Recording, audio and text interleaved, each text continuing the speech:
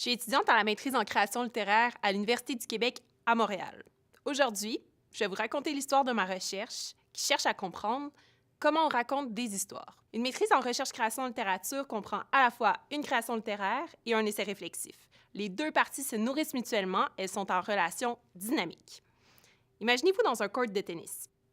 J'effectue ma recherche par la pratique de l'écriture, en jouant raquette à la main, et par une réflexion écrite sur la pratique de l'écriture, en jouant avec ma propre partie une autre raquette à la main. Les échanges sont fructueux, chaque partie se renvoie la balle, on se croirait presque à la Coupe Rogers. Le sujet du volet création de mon mémoire est un renversement. Je vais m'intéresser au passage de la peur de mourir à la peur de ne jamais mourir. En écrivant, je vais me demander comment se produit ce renversement et comment construire un texte qui le traduit. Mon histoire sera portée par une narratrice qui revendiquera un droit à l'oubli et à une fin définitive dans une époque où nous nous affairons à accumuler les traces de façon compulsive. Le volet essai de mon mémoire va rebondir sur les questionnements de ma création en se demandant quel est le statut de ma présence dans l'écriture? Un texte peut être vu comme une trace. C'est entre autres le produit d'un point de contact entre un auteur et la surface où s'imprime sa parole par l'écriture.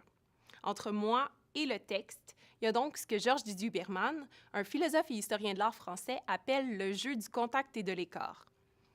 Imaginez une trace de pas dans la neige. Pour que l'empreinte se fasse, il faut que le pied soit là, sur la neige, présence. Et pour que l'empreinte apparaisse, il faut aussi que le pied se soulève de la neige, absence. Pour que j'écrive, il faut que je sois là, contact. Mais pour que le texte existe en lui-même, il faut que ma présence se sépare de la surface sur laquelle elle s'imprime, écart. Ce jeu du contact et de l'écart est très frustrant, parce qu'une tension entre ce que le texte fige, une parole, et la fluidité des objets et des sujets qui se manifestent en lui par ces points de contact.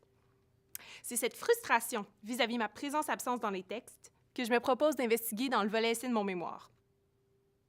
La vidéo que vous êtes en train de regarder raconte une histoire. Cette histoire, je l'ai écrite et figée dans un logiciel de traitement de texte avant de vous la raconter.